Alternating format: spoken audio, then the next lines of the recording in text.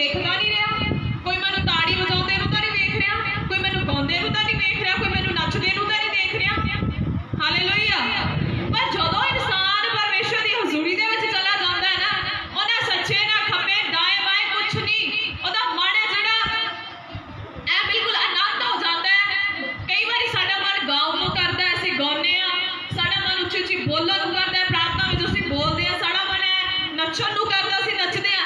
इह है परमेश्वर की हजूरी दा एहसास कि जदों असीं उहदी हजूरी नूं महसूस करदे हां। Hallelujah, hallelujah. किहदी हजूरी दा एहसास? परमेश्वर जी दी हजूरी दा। ते उन्हां लोकां नूं होऊगी अज जिन्हां नूं हजे तक परमेश्वर दी प्रेजेंस दा, परमेश्वर दी हजूरी दा एहसास नहीं होया, जां कदे देखिया ही नहीं कि ओहदा जिहड़ी टच है, ओहदा छूना किस तरह दा है। ठीक है। ਉਹ ਜਦੋਂ ਸਾਨੂੰ ਛੂੰਦਾ ਹੈ ਜਾਂ ਦੀ ਹਜ਼ੂਰੀ ਵਿੱਚ ਆਉਂਦੇ ਹਾਂ ਤਾਂ ਕਿਹੋ ਜਿਹਾ ਫੀਲ ਹੁੰਦਾ ਹੈ? ਕਿਉਂ ਨਹੀਂ ਹੋਇਆ? ਕਿਉਂਕਿ ਉਹਨਾਂ ਦੇ ਜਿਹੜੇ ਮਨ ਹੈ ਹਜੇ ਸ਼ੁੱਧ ਤੇ ਹੱਥ ਪਵਿੱਤਰ ਨਹੀਂ ਹੈ। ਹਾਲੇਲੂਇਆ। ਇਸ ਲਈ ਕਹਿੰਦਾ ਆਪਣੇ ਮਨਾਂ ਨੂੰ ਸ਼ੁੱਧ ਕਰੋ ਤੇ ਆਪਣੇ ਹੱਥਾਂ ਨੂੰ ਕੀ ਕਰੋ? ਪਵਿੱਤਰ ਕਰੋ। ਇਨਸਾਨ ਨਾ ਅੱਜ ਦੋ ਤਰੀਕੇ ਦੇ ਨਾਲ ਧੋਖਾ ਦਿੰਦਾ ਹੈ। ਪਹਿਲਾ ਕਿ ਉਹ ਆਪਣੇ ਆਪ ਨੂੰ ਧੋਖਾ ਦੇ ਰਿਹਾ ਹੈ, दूजा कि असीं दूजा नूं धोखा दिंदे हां। हालेलुया। पहला असीं अपने आप नूं धोखा किवें दिंदे हां? मान के चलो कि जिवें तुसीं वर्त रख लिया, किन्ने जने वर्त रखदे? भाई नहीं रखदे, भाई दो ही वर्त रखदे, कोई बाकी नहीं रखदा। हालेलुया। मान के चलो जिवें असीं वर्त रखदे हां, जदों उस भैणा वर्त रखदियां असीं की करना? सारे पुराने काम करने स्टार्ट करते हैं। हालेलुया। जदों असीं वर्त रखते हैं ना, असीं पुराने काम करन लग जाते हैं जिन्ने भी घर दे जुड़े पे हुंदे आ। हालेलुया। सारे सानूं चेते आ जाते कि अज फ्री आ, वर्त देखिया, सारे ऐन काम करके सब कुछ करके असीं फिर प्रभु की हजूरी दे विच आउंदे आ। फिर थोड़ा टाइम करके प्रार्थना असीं वर्त वधा दिंदे आ, क्योंकि लिखिया ना बाइबल च ਇਹ ਜਾਂ वर्त नहीं कहता मैनूं चाहीदा ਜਿਹਦੇ ਵਿੱਚ तू अपने ਕੰਮਾਂ ਨੂੰ ਧੱਕੀ ਫਿਰੇ। ਹਾਲੇਲੂਇਆ।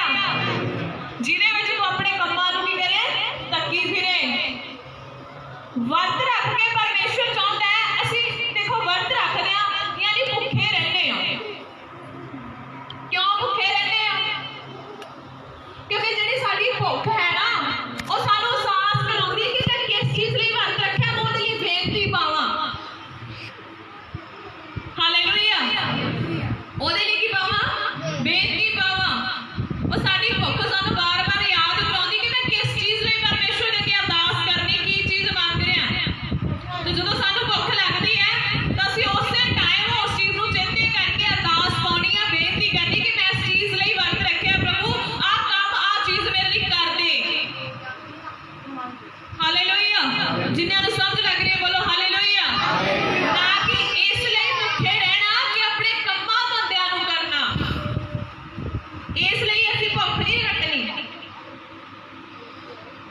Hallelujah, hallelujah. अज बहुत सारे लोग अपने आप नूं धोखा पता किवें दिंदे आ? जदों असीं वर्त दे विच प्रार्थना च बैठ जाते हैं, नाल दी नाल ही साडा जिहड़ा है, जे किसी दा वीज़ा लगन वाला हुंदा है तां वीज़ा लग जांदा है प्रार्थना च। हालेलुया। किवें लग जांदा है? क्योंकि जिहड़े मन दे विचार है ना, ਉਹ ਤਾਂ ਫਿਰਦੀ ਕੈਨੇਡਾ ਹੁੰਦੇ ਆ ਜਾਂ ਅਮਰੀਕਾ ਤੇ, ਪਰ ਸਾਡਾ ਤਨ ਵਰਤ ਰੱਖ ਕੇ ਮੂੰਹ ਤੋਂ ਧੰਨਵਾਦ ਧੰਨਵਾਦ ਨਿਕਲ ਰਿਹਾ ਹੁੰਦਾ ਹਨਾ, ਪਰ ਜਿਹੜੇ ਵਿਚਾਰ ਹੁੰਦੇ ਉਹ ਕਿੱਥੇ ਫਿਰਦੇ ਹੁੰਦੇ ਆ? ਜਿਹੜਾ ਮਨ ਹੈ ਉਹ ਕਿੱਥੇ ਹੁੰਦਾ ਹੈ ਕਿ ਮੇਰਾ ਤਾਂ ਵੀਜ਼ਾ ਲੱਗ ਗਿਆ, ਮੈਂ ਤਾਂ ਕੈਨੇਡਾ ਪਹੁੰਚ ਚੁੱਕਿਆ, ਕੱਲ ਨੂੰ ਮੇਰਾ ਕੰਮ ਬਹੁਤ ਘੈਂਟ ਹੋਣਾ ਹੈ, ਕੰਮ ਉੱਤੇ ਮੈਂ ਜਾਣਾ ਹੈ। ਸਾਡੇ ਜਿਹੜੇ ਵਿਚਾਰ ਆ ਕਿਤੇ ਦੀ, ਸਾਡਾ ਆਤਮਾ ਕਿਤੇ ਦੀ ਕਿਤੇ ਫਿਰਦਾ ਹੁੰਦਾ ਹੈ। ਉਸ ਤੋਂ ਬਾਅਦ ਜਦੋਂ ਅੱਖ ਪੱਟੀ ਦੀ ਅੱਖ ਖੁੱਲਦੀ ਹੈ, ਫਿਰ ਥੋੜਾ ਜਿਹਾ ਯਾਦ ਆਉਂਦਾ ਹੈ ਕਿ ਹਾਂ ਨਹੀਂ ਮੈਂ ਤਾਂ ਪ੍ਰਾਰਥਨਾ ਦੇ ਵਿੱਚ ਸੀਗਾ। ਤੇ ਜਦੋਂ ਸਾਡਾ ਪਰਮੇਸ਼ਰ ਸਾਡੇ ਟਾਈਮ ਨੂੰ ਚੈੱਕ ਕਰਦਾ ਹੈ ਕਿ ਕਿੰਨਾ ਟਾਈਮ ਉਹਦੀ ਹਜ਼ੂਰੀ ਦੇ ਵਿੱਚ ਬਿਤਾਇਆ, ਤਾਂ ਮਸਾਂ ਹੀ ਥੋੜਾ ਜਿਹਾ ਨਾ 5-10 ਮਿੰਟ ਹੀ कि ਜਿਹੜਾ ਅਸੀਂ ਮੂੰਹ ਤੋਂ ਔਰ ਪੂਰੀ ਆਤਮਾ ਤੋਂ ਉਹਦਾ ਧੰਨਵਾਦ ਕੀਤਾ ਹੁੰਦਾ। Hallelujah, hallelujah. ਤਾਂ ਇਹਦੇ ਵਿੱਚ ਦੱਸੋ ਕਿਹਦੇ ਨਾਲ ਧੋਖਾ ਹੋਇਆ? ਸਾਡੇ ਨਾਲ ਧੋਖਾ ਹੋਇਆ ਕਿ ਪਰਮੇਸ਼ਰ ਦੇ ਨਾਲ ਧੋਖਾ ਹੋਇਆ? ਤੁਸੀਂ ਕਿਹਨੂੰ ਧੋਖਾ ਦਿੱਤਾ? ਆਪਣੇ ਆਪ ਨੂੰ ਧੋਖਾ ਦਿੱਤਾ। ਹਾਲੇਲੂਇਆ। ਕਿਹਨੂੰ ਧੋਖਾ ਦਿੱਤਾ? ਆਪਣੇ ਆਪ ਨੂੰ। ਜਦ ਕਿ ਸਾਡਾ ਪਰਮੇਸ਼ਰ ਠੱਗਿਆ ਨਹੀਂ ਜਾਂਦਾ। ਤੁਹਾਨੂੰ ਪਤਾ ਹੋਣਾ ਚਾਹੀਦਾ ਕਿ ਧੋਖਾ ਖਾਣ ਵਾਲਾ ਪਰਮੇਸ਼ਰ ਨਹੀਂ ਹੈ। ਉਹ ਠੱਗਿਆ ਨਹੀਂ ਜਾਂਦਾ। ਉਹ ਕਹਿੰਦਾ ਮੈਨੂੰ ਪਤਾ ਹੈ ਤੇਰਾ ਮਨ ਤੇ ਵਿਚਾਰ ਕਿੱਥੇ ਫਿਰਦੇ। ਹਾਲੇਲੂਇਆ। ਇੱਕ ਅਸੀਂ ਧੋਖਾ ਦਿੰਦੇ ਹਾਂ ਪਰਮੇਸ਼ਰ ਜੀ ਦੀ ਆਤਮਾ ਨੂੰ, ਜਾਨੀ ਕਿ ਪਰਮੇਸ਼ਰ ਨੂੰ ਹੀ। ਤੁਸੀਂ ਅੱਜ ਸਾਹਮਣੇ ਗਵਾਹੀਆਂ ਦਿੱਤੀਆਂ। ਜਦੋਂ ਤੁਹਾਡੇ ਲਈ ਪਰਮੇਸ਼ਰ ਦਾ ਆਤਮਾ ਗੱਲ ਕਰਦਾ ਤੁਹਾਨੂੰ ਕਿੰਨੀ ਕੁ ਖੁਸ਼ੀ ਹੁੰਦੀ ਹੈ? ਦੱਸੋ, ਤੁਹਾਡਾ ਮਨ ਕਿੰਨਾ ਕੁ ਜ਼ਿਆਦਾ ਆਨੰਦ ਹੁੰਦਾ ਹੈ? ਬਹੁਤ ਜ਼ਿਆਦਾ ਹੁੰਦਾ ਨਾ। ਕੀ ਸੋਚ ਕੇ ਕਿ ਪਰਮੇਸ਼ਰ ਜੀ ਨੇ ਮੈਨੂੰ ਯਾਦ ਕੀਤਾ, ਅਰਥਾਤ ਮੈਨੂੰ ਪਿਆਰ ਕਰਦਾ, ਇਸ ਲਈ ਯਾਦ ਕੀਤਾ। ਹਾਲੇਲੂਇਆ। ਤੇ ਜਦੋਂ ਪਵਿੱਤਰ ਆਤਮਾ ਐਨ ਤੁਹਾਡੇ ਲਈ ਉਹ ਆਵਾਜ਼ ਦਿੰਦਾ ਹੈ ਕਿ ਤੇਰਾ ਆਹ ਕੰਮ ਹੋ ਗਿਆ, ਹੁਣ ਤੇਰੇ ਲਈ ਆਹ ਹੋਣ ਜਾ ਰਿਹਾ ਹੈ, ਤੂੰ ਆਹ ਮੰਗ ਰਿਹਾ ਸੀ, ਹੋ ਗਿਆ, ਤਾਂ ਤੁਸੀਂ ਕਿੰਨੇ ਖੁਸ਼ ਹੁੰਦੇ ਹੋ ਕਿ ਸਾਡੀ ਸੁਣੀ ਗਈ? ਕੀ ਹੁੰਦੇ ਹੋ? ਖੁਸ਼ ਹੁੰਦੇ ਹੋ ਕਿ ਸਾਡੀ ਕੀ ਹੋਈ? ਸੁਣੀ ਗਈ।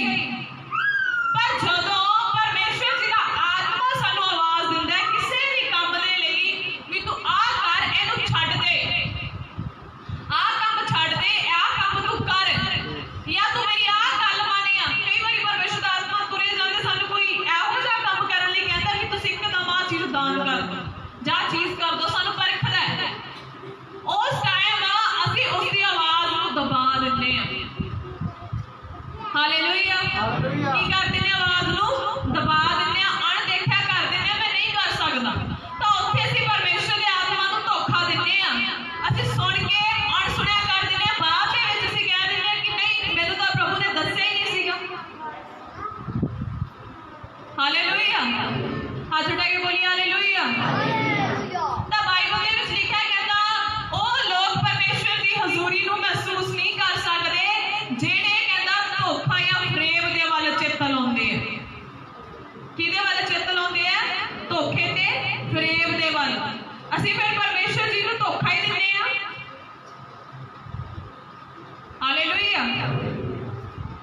ਅਸੀਂ ਹੁਣ ਕੀ ਕਰਨਾ ਹੈ? ਉਹਦੀ ਹਜ਼ੂਰੀ ਦੇ ਵਿੱਚ ਪਹੁੰਚਣ ਦੇ ਲਈ ਆਪਣੇ ਆਪ ਨੂੰ ਤਿਆਰ ਕਰਨਾ ਹੈ।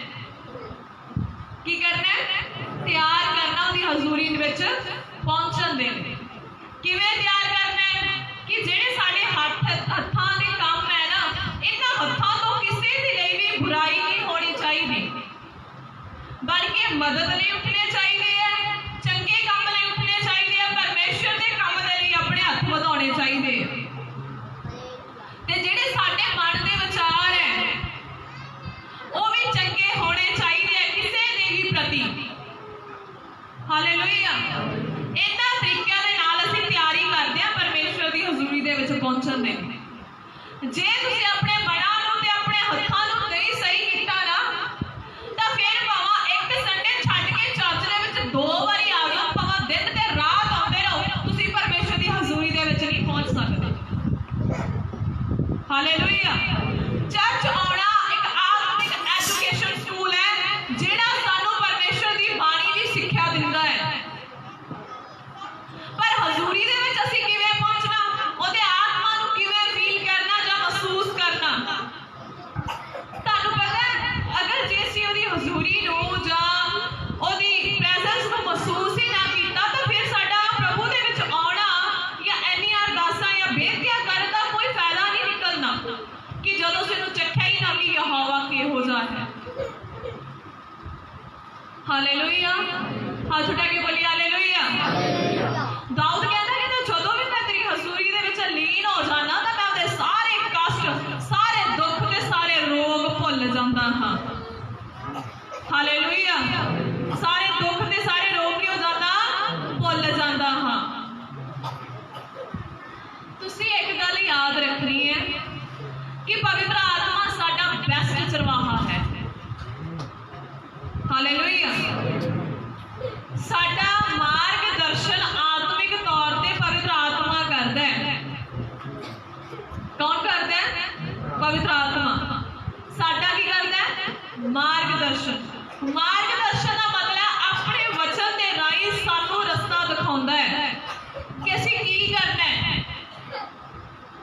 ਜ਼ਿਆਦਾतर ਭੈਣਾਂ ਨੂੰ ਪਰਮੇਸ਼ਰ ਦੀ ਹਜ਼ੂਰੀ ਮਹਿਸੂਸ ਹੁੰਦੀ ਹੈ, ਭਾਈਆਂ ਨੂੰ ਕਿਉਂ ਨਹੀਂ ਹੁੰਦੀ? ਹਾਲੇਲੂਇਆ। ਕਿਉਂ? ਪਰ ਭੈਣਾਂ ਪਰਮੇਸ਼ਰ ਦੇ ਜ਼ਿਆਦਾ ਕਲੋਜ਼ ਹੈ, ਜਦਕਿ ਉਹਨੇ ਤਾਂ ਕਿਹਾ ਕਿ ਮੈਂ ਸਭ ਨੂੰ ਜ਼ਿਆਦਾ ਪਿਆਰ ਕਰਦਾ। ਹਾਲੇਲੂਇਆ। ਕਿਉਂ? ਕਿ ਅਸੀਂ ਤਿਆਰੀ ਨਹੀਂ ਕਰਦੇ, ਕਿ ਅਸੀਂ ਵੀ ਚਾਹੁੰਦੇ ਹਾਂ ਨਾ ਸਾਨੂੰ ਪ੍ਰਭੂ ਦੀ ਹਜ਼ੂਰੀ ਦਾ ਆਨੰਦ ਆਵੇ। ਹਾਲੇਲੂਇਆ। ਵਰਤ ਰੱਖਦੇ ਹਾਂ ਜਦੋਂ ਅਸੀਂ, ਬਹੁਤ ਸਾਰੇ ਭੈਣ ਭਾਈ ਜਦੋਂ ਵਰਤ ਰੱਖਦੇ, ਵਰਤ ਦੇ ਵਿੱਚ ਅਸੀਂ ਕੀ ਪ੍ਰਾਰਥਨਾ ਕਰਦੇ ਕਿ ਅਸੀਂ ਹਲੀਮ ਹੋ ਜਾਈਏ। ਅਸੀਂ ਕੀ ਹੋ ਜਾਈਏ? ਹਲੀਮ ਹੋ ਜਾਈਏ। ਪਰ ਜੋ ਵਰਤ ਰੱਖਿਆ 2 ਘੰਟੇ ਪ੍ਰਾਰਥਨਾ ਕਿ ਅਸੀਂ ਸਾਡਾ ਮਨ ਜਿਹੜਾ ਹੰਕਾਰ ਦੇ ਨਾਲ ਭਰ ਜਾਂਦਾ ਹੈ। ਕਿਵੇਂ ਭਰ ਜਾਂਦਾ ਹੈ? ਕਿ ਮੈਂ ਅੱਜ ਵਰਤ ਰੱਖਿਆ, ਮੇਰੇ ਨਾਲ ਪਰਮੇਸ਼ਰ ਨੇ ਗੱਲ ਕੀਤੀ ਹੈ, ਜਾਂ ਮੈਂ ਅੱਜ 2 ਘੰਟੇ ਪ੍ਰਾਰਥਨਾ ਕਰਨ ਵਾਲੀ ਔਰਤ ਹਾਂ, ਮੇਰੇ ਨਾਲ ਪਰਮੇਸ਼ਰ ਗੱਲ ਕਰਦਾ ਹੈ। ਇਹ ਕੀ ਹੋ ਗਿਆ? ਵਰਤ ਰੱਖਣ ਦੇ ਨਾਲ ਤਾਂ ਹਲੀਮ ਹੋਣਾ ਚਾਹੀਦਾ ਸੀ। ਭੇਡਾਂ ਤਾਂ ਬੱਕਰੀਆਂ ਬਣ ਜਾਂਦੇ ਆ ਕਿ ਆਪਣੀ ਮੈਂ ਕਰਨੀ ਸਟਾਰਟ ਹੋ ਜਾਂਦੀ ਹੈ। ਹਾਲੇਲੂਇਆ। ਜਦਕਿ ਬਾਣੀ 'ਚ ਲਿਖਿਆ ਨਾ, ਭੇਡਾਂ ਸੱਜੇ ਤੇ ਬੱਕਰੀਆਂ ਖੱਬੇ ਪਾਸੇ ਕੀਤੀਆਂ ਜਾਣਗੀਆਂ। ਫਿਰ ਵੀ ਅਸੀਂ ਪ੍ਰਭੂ ਦੀ ਹਜ਼ੂਰੀ ਨੂੰ ਮਹਿਸੂਸ ਨਹੀਂ ਕਰ ਸਕਦੇ। ਜੇ ਵਰਤ ਰੱਖਣ ਦੇ ਨਾਲ ਅਸੀਂ ਘਮੰਡੀ ਬਣਦੇ ਆ ਨਾ, ਫਿਰ ਸਾਡਾ ਵਰਤ ਰੱਖਣ ਦਾ ਕੋਈ ਫਾਇਦਾ ਨਹੀਂ ਹੈ। ਹਾਲੇਲੂਇਆ। ਬੰਦੇ ਨੂੰ ਆਪਦੇ ਦੀ ਘਮੰਡ ਹੋਣ ਲੱਗ ਜਾਂਦਾ ਕਿ ਮੈਂ 2-2 ਘੰਟੇ ਪ੍ਰਾਰਥਨਾ ਕਰਨ ਲੱਗ ਗਿਆ, ਮੇਰੇ ਨਾਲ ਪਰਮੇਸ਼ਰ ਗੱਲ ਕਰਦਾ, ਮੈਨੂੰ ਦਰਸ਼ਨ ਦਿੰਦਾ ਹੈ। ਹਾਲੇਲੂਇਆ। ਪਰ ਸਾਡੀ ਪ੍ਰਾਰਥਨਾ ਕੀ ਹੁੰਦੀ ਹੈ ਵਰਤ ਦੇ ਵਿੱਚ? ਕਿ ਪ੍ਰਭੂ ਮੈਂ ਹਲੀਮ ਹੋ ਜਾਵਾਂ। ਉਹ ਪਰਮੇਸ਼ਰ ਨੇ ਨਹੀਂ ਕਰਨਾ, ਤੁਸੀਂ ਖੁਦ ਆਪ ਹੋਣਾ। ਉਹਨੇ ਕਿਹਾ ਨਾ ਕਿ ਤੁਸੀਂ ਆਪ ਆਪਦੇ ਹੱਥਾਂ ਦੇ ਕੰਮਾਂ ਨੂੰ ਤੇ ਆਪਣੇ ਮਨਾਂ ਨੂੰ ਪਵਿੱਤਰ ਕਰੋ। ਹਾਲੇਲੂਇਆ। ਆਪਣੇ ਹੱਥਾਂ ਦੇ ਕੰਮਾਂ ਨੂੰ ਸ਼ੁੱਧ ਤੇ ਆਪਣੇ ਮਨਾਂ ਨੂੰ ਕੀ ਕਰੋ? ਪਵਿੱਤਰ ਕਰੋ। ਉਹਨੇ ਕੀ ਕਰਨਾ? ਅਸੀਂ ਕਰਨਾ ਜੇ ਸਾਡਾ ਕੰਮ ਹੈ। ਹਾਲੇਲੂਇਆ। ਕਿਤੇ ਸਾਡੇ ਵਿਚਾਰ ਇਹ ਤਾਂ ਨਹੀਂ ਕਹਿੰਦੇ ਕਿ ਮੈਂ, ਕਈ ਵਾਰੀ ਅਸੀਂ ਚਾਹੁੰਦੇ ਤਾਂ ਨਹੀਂ ਵੀ ਪ੍ਰਭੂ ਸਾਡਾ ਮਨ ਹੈ ਜਿਹੜਾ ਤੇਰੀ ਹਜ਼ੂਰੀ ਨੂੰ ਮਹਿਸੂਸ ਕਰੇ, ਪਰ ਸਾਡਾ ਮਨ ਇਹ ਵੀ ਕਈ ਵਾਰੀ ਦੇਖਦਾ ਕਿ ਮੈਂ ਧਨ ਕਿਵੇਂ ਜ਼ਿਆਦਾ ਕਮਾ ਲਵਾਂ, ਅਮੀਰ ਹੋਣ ਦਾ ਕੋਈ ਤਰੀਕਾ ਲੱਭ ਜੇ, ਜਾਂ ਮੈਂ ਉੱਥੇ ਠੱਗੀ ਮਾਰ ਲਈ ਤਾਂ ਇਹ ਕੰਮ ਮੇਰਾ ਐ ਹੋ ਜਾਣਾ ਹੈ। ਹਾਲੇਲੂਇਆ। ਜੇ ਮੈਂ ਉਹਦੇ ਤੋਂ ਥੋੜੇ ਜਿਹੇ ਉਹਦੇ ਪੈਸੇ ਰੱਖ ਲਏ ਤਾਂ ਮੈਨੂੰ ਇੰਨੇ % ਲਾਭ ਹੋ ਜਾਣਾ ਹੈ। ਹਾਲੇਲੂਇਆ। ਜਾਂ ਮੈਂ ਤਾਂ ਸਾਰਿਆਂ ਨਾਲੋਂ ਬੈਸਟ ਹਾਂ, ਉਹਨੂੰ ਤਾਂ ਕੁਛ ਵੀ ਨਹੀਂ ਪਤਾ, ਜੋ ਮੈਂ ਬੋਲਦਾ ਹੋ। ਇਸ ਤਰ੍ਹਾਂ ਦੇ ਜਿਹੜੇ ਵਿਚਾਰ ਹੈ ਨਾ ਸਾਡੇ, ਉਹ ਪਰਮੇਸ਼ਰ ਦੀ ਹਜ਼ੂਰੀ ਦੇ ਵਿੱਚ ਸਾਨੂੰ ਲੈ ਕੇ ਨਹੀਂ ਜਾ ਸਕਦੇ। ਹਾਲੇਲੂਇਆ। ਔਰ ਸਭ ਤੋਂ ਵੱਡੀ ਗੱਲ ਹੈ ਸ਼ੱਕ ਹੋਣਾ।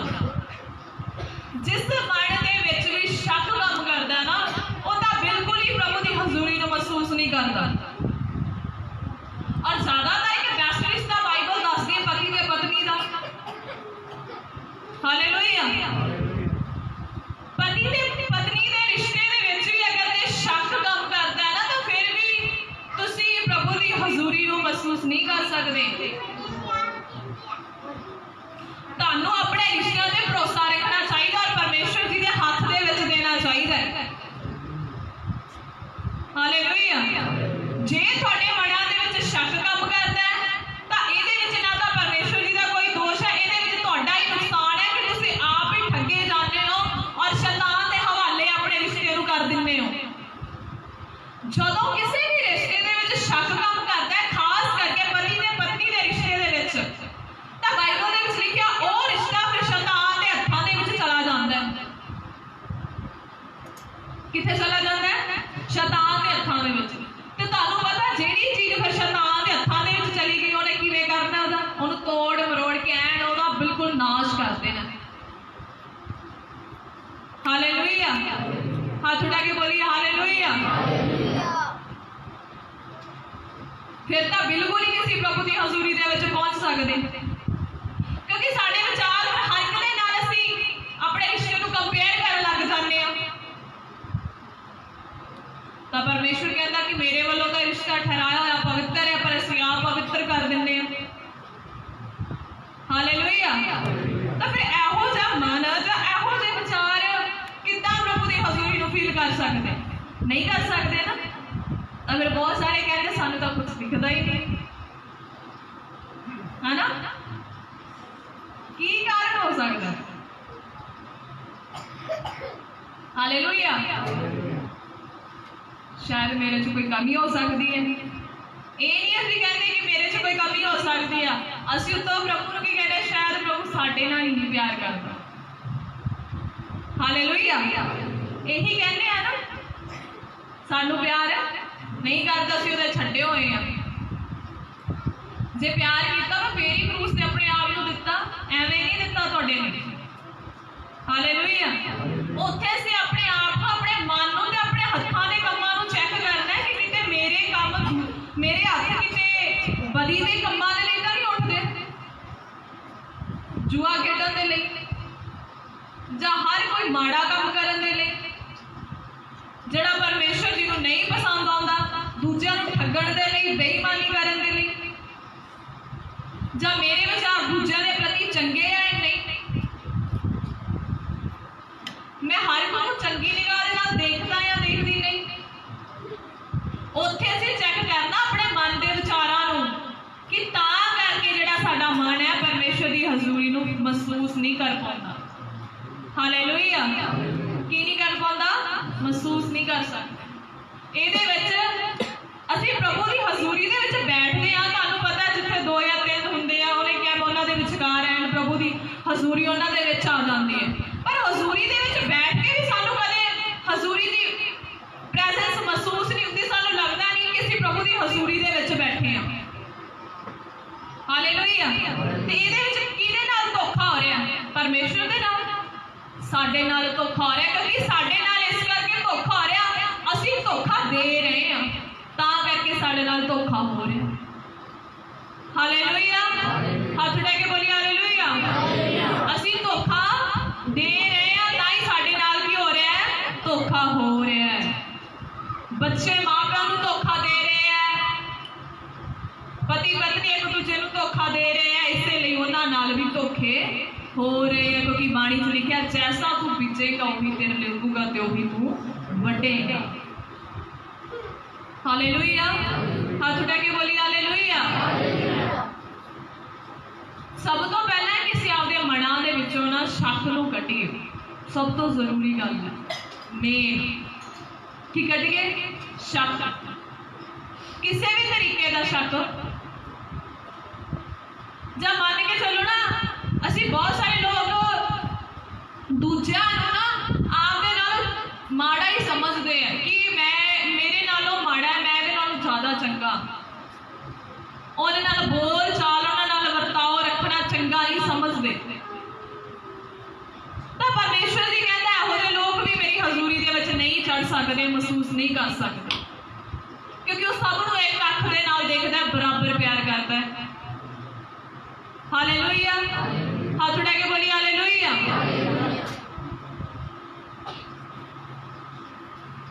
ਜਦੋਂ ਕੋਈ ਵੀ ਇਨਸਾਨ ਪਰਮੇਸ਼ਵਰ ਜੀ ਦੀ ਆਤਮਾ ਦੀਆਂ ਗੱਲਾਂ ਨੂੰ ਅਣਸੁਣਿਆ ਕਰ ਦਿੰਦਾ ਹੈ, ਤੇ ਫਿਰ ਉਹ ਕਹਿੰਦਾ ਕਿ ਮੈਂ ਤੇਰੀ ਹਜ਼ੂਰੀ ਦੇ ਵਿੱਚ ਰਹਿਣਾ ਚਾਹੁੰਦਾ, ਉਹ ਨਹੀਂ ਰਹਿ ਸਕਦਾ।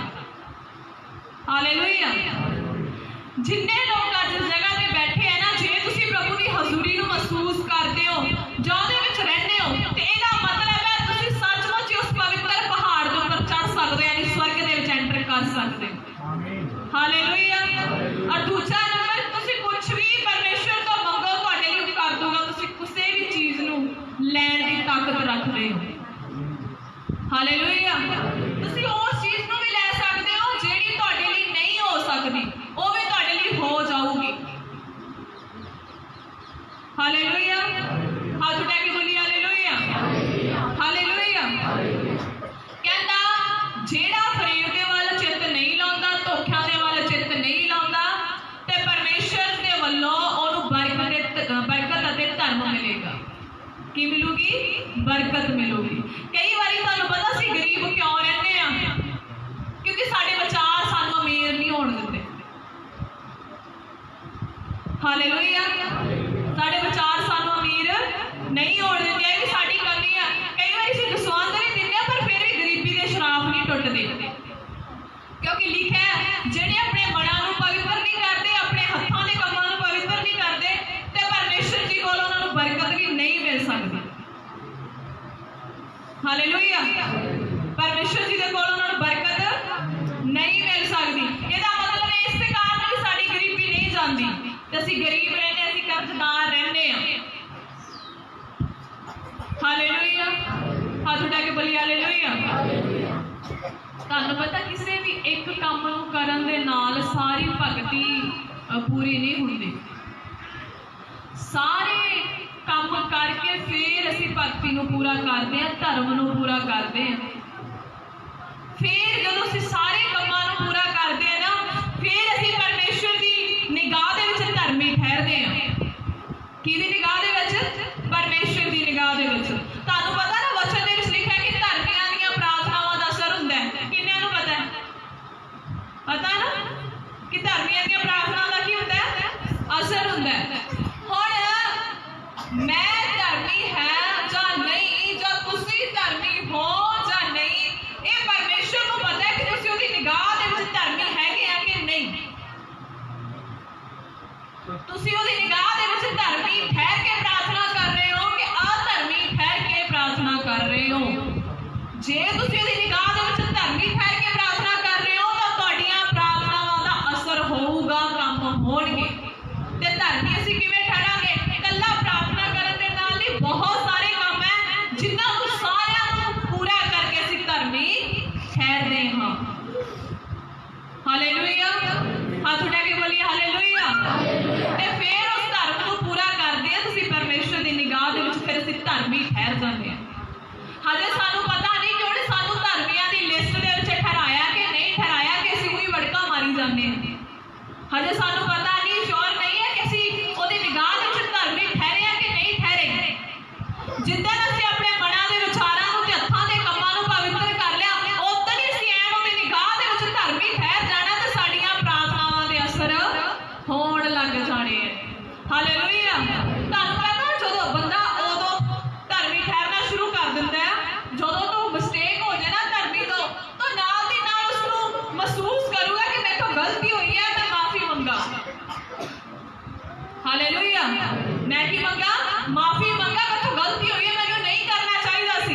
ਪਰ ਦੁਸ਼ਟ ਕੀ ਕਰਦਾ? ਉਹ ਗਲਤੀ ਕਰਕੇ ਕਦੇ ਚੇਤਾ ਹੀ ਨਹੀਂ ਕਰਦਾ ਵੀ ਮੈਂ ਕਦੇ ਗਲਤੀ ਕੀਤੀ ਸੀ, ਕਿ ਉਹਨੂੰ ਸਾਹਸ ਹੀ ਨਹੀਂ ਹੁੰਦਾ ਕਿ ਮੈਂ ਗਲਤੀਆਂ ਕੀਤੀਆਂ। ਹਾਲੇਲੂਇਆ। ਹੱਥ ਉਠਾ ਕੇ ਬੋਲੀ ਹਾਲੇਲੂਇਆ। ਕਿਉਂਕਿ ਉਹਦੇ ਮਨ ਦੇ ਵਿੱਚ ਬਦੀ ਹੀ ਭਰੀ ਹੋਈ ਹੈ। ਮਨ ਦੇ ਵਿੱਚ ਕੀ ਭਰੀ ਹੋਈ ਹੈ? ਬਦੀ ਭਰੀ ਹੋਈ ਹੈ। ਇਸੇ ਲਈ ਤਾਂ ਮਹਿਸੂਸ ਹੀ ਨਹੀਂ ਹੋਇਆ ਕਿ ਮੈਂ ਗਲਤੀ ਕੀਤੀ। ਪਰ ਧਰਮੀ ਦੇ ਮਨ ਦੇ ਵਿੱਚ ਯਹੋਵਾ ਧਰਮ ਭਰਦਾ ਹੈ। ਜੇ ਤੋਂ ਗਲਤੀ ਹੁੰਦੀ ਹੈ ਤਾਂ ਉਹਨੂੰ ਸਾਹਸ ਹੁੰਦਾ ਕਿ ਮੈਥੋਂ ਕੀ ਹੋਈ ਹੈ? ਗਲਤੀ ਹੋਈ ਹੈ, ਮੈਂ ਇਹਨੂੰ ਛੱਡਾਂ, ਕਿਉਂਕਿ ਉਹਦਾ ਮਨ ਪਵਿੱਤਰ ਹੁੰਦਾ। ਸਭ ਤੋਂ ਸਾਰਾ ਰੌਲਾ, ਸਾਰੀ ਗੱਲ ਮਨ ਤੇ ਆ ਕੇ ਮੁੱਕਦੀ ਹੈ। ਕਿੱਥੇ ਮੁੱਕਦੀ ਹੈ? ਮਨ ਤੇ ਆ ਕੇ। ਕਈ ਵਾਰੀ ਸਾਡਾ ਮਨ ਹੈ ਨਾ ਜਿਹੜਾ ਅਸੀਂ ਪ੍ਰਭੂ ਦੇ ਦਾਸ ਤੋਂ ਪ੍ਰਾਰਥਨਾ ਕਰਾਉਂਦੇ ਆ ਕਿ ਮੇਰਾ ਮਨ ਹੈ ਨਾ ਜਿਹੜਾ ਪ੍ਰਾਰਥਨਾ 'ਚ ਲੱਗਦਾ ਨਹੀਂ।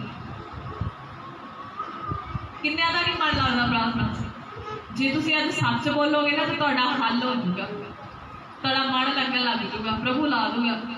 ਤੇ ਜੇ ਅੱਜ ਲੁਕੋਲੀ ਗੱਲ, ਫਿਰ ਕਦੇ ਨਹੀਂ ਲੱਗਣਾ। ਹੱਥ ਚੱਕੋ, ਕੁਛ ਨਹੀਂ ਦਾ ਵਿਸ਼ਵਾਸ ਦੇ ਨਾਲ ਤੁਸੀਂ ਸੱਚੇ ਹੋ। ਜਿਹੜੇ ਸੱਚੇ ਆ ਉਹ ਹੱਥ ਚੱਕਣਗੇ, ਜਿਹੜੇ ਜਿਨ੍ਹਾਂ ਦਾ ਮਤਲਬ ਬਹੁਤ ਬੈਠੇ ਆ, ਮੈਨੂੰ ਪਤਾ ਜੇ ਹੱਥ ਹੋਰ ਵੀ ਖੜੇ ਹੋਣਗੇ ਪਰ ਉਹ ਚੱਕਦੇ ਨਹੀਂ। ਇਮਾਨਦਾਰੀ ਨਾਲ ਚੱਕ ਲਓ, ਸਾਡਾ ਮਨ ਨਹੀਂ ਲੱਗਦਾ। ਹਾਲੇਲੂਇਆ। ਚਲੋ ਥੱਲੇ ਕਰ ਸਕਦੇ। ਹੁਣ ਆਪਾਂ ਦੇਖਦੇ ਹਾਂ ਕਿਉਂ ਨਹੀਂ ਲੱਗਦਾ, ਕਿਵੇਂ ਲਾਉਣਾ ਆਪਾਂ। ਪਹਿਲਾਂ ਮੈਨੂੰ ਇਹ ਦੱਸੋ ਕਿ ਇਸ ਮਨ ਦਾ ਮਾਲਿਕ ਕੌਣ ਹੈ? ਇਸ ਮਨ ਦਾ ਮਾਲਿਕ ਕੌਣ ਹੈ? ਅਸੀਂ। ਜਦੋਂ ਤਾਂ ਕੋਈ ਚੰਗਾ ਕੰਮ ਹੋ ਜਾਂਦਾ ਉਦੋਂ ਤਾਂ ਇਸ ਮਨ ਦੇ ਮਾਲਿਕ ਅਸੀਂ ਬਣ ਜਾਂਦੇ ਆ, ਤੇ ਜਦੋਂ ਸਾਡੇ ਤੋਂ ਕੋਈ ਮਾੜਾ ਕੰਮ ਹੋ ਜਾਂਦਾ ਉਦੋਂ ਇਸ ਮਨ ਦਾ ਮਾਲਿਕ ਪਰਮੇਸ਼ਰ ਬਣ ਜਾਂਦਾ ਹੈ। ਇਸ ਮਨ ਦਾ ਮਾਲਿਕ ਕੌਣ ਹੈ? ਅਸੀਂ ਆ। ਜੇ ਦਰਵਾਜ਼ਾ ਅੰਦਰੋਂ ਬੰਦ ਹੈ ਤਾਂ ਬਾਹਰ ਵਾਲਾ ਜਿੰਨਾ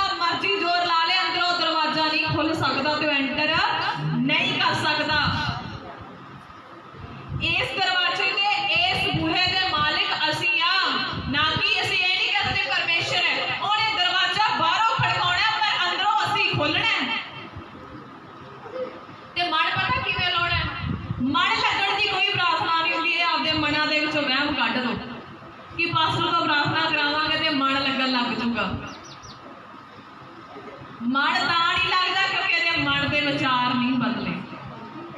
ਮਨ ਦੇ ਵਿਚਾਰ ਕਿਉਂਕਿ ਮਨ ਤਾਂ ਕਿਤੇ ਨਹੀਂ ਕਿਤੇ ਫਿਰਦਾ। ਮਨ ਤੇ ਕਹਿੰਦਾ ਕਿਤੇ ਮੇਰੇ ਨਾਲੋਂ ਜ਼ਿਆਦਾ ਕੰਮ ਨਾ ਫਲਾਨਾ ਕਰ ਲਏ, ਉਹਨੂੰ ਜ਼ਿਆਦਾ ਦਿਹਾੜੀ ਪੈ ਜਾਣੀ ਹੈ ਤੇ ਮੈਂ ਪਿੱਛੇ ਰਹਿ ਜਾਣਾ। ਮਨ ਕਹਿੰਦਾ ਉੱਠ, ਪ੍ਰਾਰਥਨਾ ਨੇ ਨਹੀਂ ਕੁਛ ਕਰਨਾ, ਜਾ ਕੇ ਕੰਮ ਕਰ। ਹਾਲੇਲੂਇਆ। ਤੇ ਫਿਰ ਮਨ ਕਿੱਥੇ ਲੱਗੂਗਾ? ਫਿਰ ਲੱਗੂਗਾ ਮਨ। ਹਾਲੇਲੂਇਆ। ਜਦੋਂ ਅਸੀਂ ਆਪਣੇ ਪਰਮੇਸ਼ਰ ਦੀ ਹਜ਼ੂਰੀ ਦੇ ਵਿੱਚ ਬੈਠਣਾ ਹੈ, ਅਸੀਂ ਆਪਣੇ ਮਨ ਨੂੰ ਇਹ ਕਹਿਣਾ ਕਿ ਹੇ ਅੱਬਾ ਪਿਤਾ, ਮੈਂ ਆਪਣੇ ਮਨ ਨੂੰ ਤੇਰੇ ਹੱਥ ਵਿੱਚ ਦੇ ਦਿੱਤਾ ਤੇ ਮੈਂ ਆਪਣਾ ਮਨ ਹੈ ਜਿਹੜਾ ਤੇਰੀ ਹਜ਼ੂਰੀ ਦੇ ਵਿੱਚ ਹੀ ਲਾਉਣਾ ਬਸ। ਤੇ ਜਦੋਂ ਪਰਮੇਸ਼ਰ ਦੇ ਹੱਥਾਂ ਦੇ ਵਿੱਚ ਸਾਡਾ ਮਨ ਜਾਵੜਿਆ, ਮੁੜ ਕੇ ਸਹੀ ਹੋ ਜਾਣਾ। ਪਰ ਉਹਨੂੰ ਦੇ ਦਿਓ, ਦਰਵਾਜ਼ਾ ਖੋਲ ਦਿਓ। ਹਾਲੇਲੂਇਆ। ਹੱਥ ਉਠਾ ਕੇ ਬੋਲੀਏ ਹਾਲੇਲੂਇਆ। ਕਿਉਂਕਿ ਸਾਰਾ ਰੌਲਾ ਮਨ ਦਾ ਹੈ ਬਸ। ਜਦੋਂ ਬੰਦੇ ਦੇ ਮਨ ਨੂੰ ਕੋਈ ਚੀਜ਼ ਵੀ ਚੰਗੀ ਲੱਗਦੀ ਹੈ ਨਾ, ਤੇ ਬੰਦਾ ਉਹ ਚੀਜ਼ ਵੀ ਖਰੀਦ ਲੈਂਦਾ ਹੈ ਨਾ, ਕਿਉਂਕਿ ਮਨ ਨੂੰ ਚੰਗੀ ਲੱਗੀ। ਤੇ ਜੇ ਸਾਡਾ ਮਨ ਪਰਮੇਸ਼ਰ ਦੇ ਵੱਲ ਲੱਗਣਾ ਲੱਗ ਜਾਵੇ, ਚੰਗਾ ਲੱਗੇ ਸਾਨੂੰ ਦੀ ਹਜ਼ੂਰੀ ਦੇ ਵਿੱਚ ਰਹਿਣਾ, ਤੇ ਸਭ ਤੋਂ ਵੱਡੀ ਗੱਲ ਹੈ। ਹਾਲੇਲੂਇਆ। ਅੱਜ ਪਰਮੇਸ਼ਰ ਦੇ ਆਤਮਾ ਨੇ ਮੇਰੇ ਮਨ ਦੇ ਵਿੱਚ ਇੱਕ ਗੱਲ ਕੀਤੀ। ਕਹਿੰਦਾ ਬਹੁਤ ਸਾਰੇ ਲੋਕ ਪਤਾ ਇਸ ਚੀਜ਼ ਦੀ ਵੇਟ 'ਚ ਆ ਵੀ ਪਰਮੇਸ਼ਰ ਸਾਡਾ ਮਨ ਲਾਊਗਾ। ਕੌਣ ਮਨ ਲਾਊਗਾ? ਪਰਮੇਸ਼ਰ ਲਾਊਗਾ।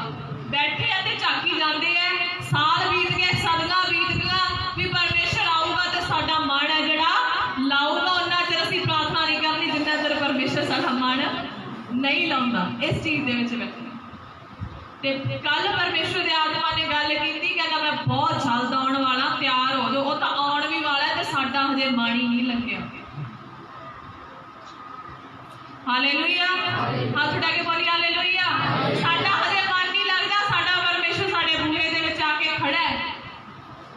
ਜਿਸ ਤਰ੍ਹਾਂ ਲਿਖਿਆ ਨਾ ਮੱਤੀ ਦੀ ਅੰਜੀਲ ਦੇ ਵਿੱਚ 25 ਅਧਿਆਇ 'ਚ, ਜਿਹੜੀ ਲਾੜੀ ਤਿਆਰ ਹੋਊਗੀ ਉਹੀ ਲਾੜੇ ਦੇ ਨਾਲ ਐਂਟਰ ਹੋਊਗੀ। ਜਿਹੜੀ ਉਸ ਟਾਈਮ ਤਿਆਰ ਨਾ ਹੋਈ ਉਹ ਬਾਹਰ ਹੀ ਛੱਡੀ ਜਾਊਗੀ। ਮੁੜ ਕੇ ਜੇ ਬਾਹਰ ਰਹੇਗੀ ਤੇ ਦਰਵਾਜ਼ਾ ਬੰਦ ਹੋ ਗਿਆ, ਮੁੜ ਕੇ ਐਂਟਰ ਨਹੀਂ ਕਰ ਸਕਦੀ। ਹਾਲੇਲੂਇਆ। ਹੱਥ ਉਠਾ ਕੇ ਬੋਲੀ ਹਾਲੇਲੂਇਆ। ਤੇ ਅੱਜ ਫਿਰ ਅਸੀਂ ਇਹ ਦੇਖਣਾ ਕਿ ਸਾਡਾ ਮਨ ਸਾਨੂੰ ਧੋਖਾ ਦੇ ਰਿਹਾ ਪ੍ਰਾਰਥਨਾ ਦੇ ਵਿੱਚ। ਤੇ ਪਰਮੇਸ਼ਰ ਦੇ ਵਿੱਚ ਚੱਲ ਕੇ ਵੀ ਸਾਡਾ ਮਨ ਜਿਹੜਾ ਪ੍ਰਾਰਥਨਾ 'ਚ ਨਹੀਂ ਲੱਗਦਾ, ਇਹਦਾ ਮਤਲਬ ਹੈ ਅਸੀਂ ਆਪਣੇ ਆਪ ਨੂੰ, ਸਾਡਾ ਮਨ ਸਾਨੂੰ ਧੋਖਾ ਦੇ ਰਿਹਾ ਹੈ। ਸਾਡਾ ਮਨ ਸਾਨੂੰ ਕੀ ਦੇ ਰਿਹਾ ਹੈ? ਧੋਖਾ ਦੇ ਰਿਹਾ। ਤੇ ਮੈਂ ਆਪਦੇ ਮਨ ਨੂੰ ਆਪਦੇ ਕਾਬੂ ਦੇ ਵਿੱਚ ਕਰਨਾ ਹੈ। ਹਾਲੇਲੂਇਆ। ਆਪਦੇ ਮਨ ਨੂੰ ਕੀ ਕਰਨਾ ਹੈ? ਆਪਦੇ ਕਾਬੂ ਦੇ ਵਿੱਚ ਕਰਨਾ ਹੈ। ਮੈਂ ਪਰਮੇਸ਼ਰ ਦੀ ਹਜ਼ੂਰੀ ਦੇ ਵਿੱਚ ਲਾਉਣਾ ਹੈ ਤੇ ਪਰਮੇਸ਼ਰ ਦੀ ਹਜ਼ੂਰੀ ਦਾ ਅਹਿਸਾਸ ਵੀ ਕਰਨਾ ਹੈ। ਹਾਲੇਲੂਇਆ। ਹੱਥ ਉਠਾ ਕੇ ਬੋਲੀ ਹਾਲੇਲੂਇਆ। ਤਾਂ ਫਿਰ ਅੱਜ ਕਿੰਨੇ ਜਣੇ ਉਹਦੀ ਹਜ਼ੂਰੀ ਨੂੰ ਅਹਿਸਾਸ ਕਰਨਾ ਚਾਹੁੰਦੇ ਹੋ? ਆਪਣੇ ਮਨ ਨੂੰ ਲਾਉਣਾ ਚਾਹੁੰਦੇ ਤੇ ਹੁਣ ਆਪਦੇ ਮਨ ਨੂੰ ਆਪਣੇ ਮਨ ਤੋਂ ਧੋਖਾ ਨਾ ਖਾਓ। ਹਾਲੇਲੂਇਆ। ਅੱਜ ਲੱਗ ਜੂਗਾ ਫਿਰ ਮਨ ਪ੍ਰਾਰਥਨਾ 'ਚ, ਲੱਗ ਜੂਗਾ ਮਨ ਅੱਜ। ਹਾਲੇਲੂਇਆ। ਲੱਗ ਜੂਗਾ ਕਿ ਨਹੀਂ ਲੱਗਦਾ? ਲੱਗਣਾ ਚਾਹੀਦਾ ਹੈ।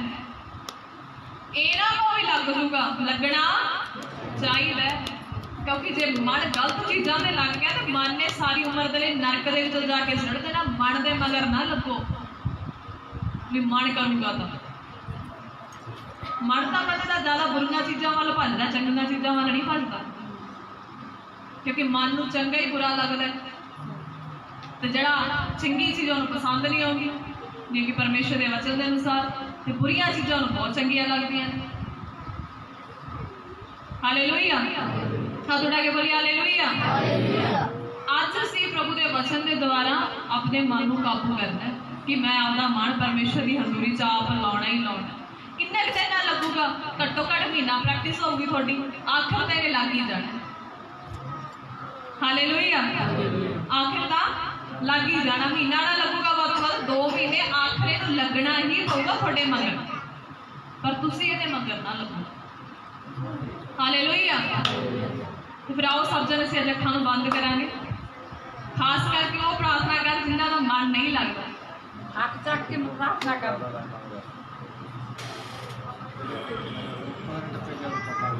ਸਾਰੇ ਜਣੇ ਅਸੀਂ ਅੱਖਾਂ ਨੂੰ ਬੰਦ ਕਰਾਂਗੇ ਔਰ ਪ੍ਰਾਰਥਨਾ ਕਰਾਂਗੇ। ਔਰ ਪਰ ਪਰਮੇਸ਼ਵਰ ਜੀ ਨੂੰ ਕਹਿਣਾ ਕਿ ਪ੍ਰਭੂ ਜਿਹੜਾ ਮੇਰਾ ਮਨ ਹੈ ਤੇਰੇ ਵਿੱਚ ਲੱਗਣਾ ਚਾਹੀਦਾ, ਮੈਂ ਆਪਣੇ ਮਨ ਨੂੰ ਅੱਜ ਤੁਹਾਡੇ ਹੱਥਾਂ ਵਿੱਚ ਸੌਂਪਦਾ। Thank you, Jesus.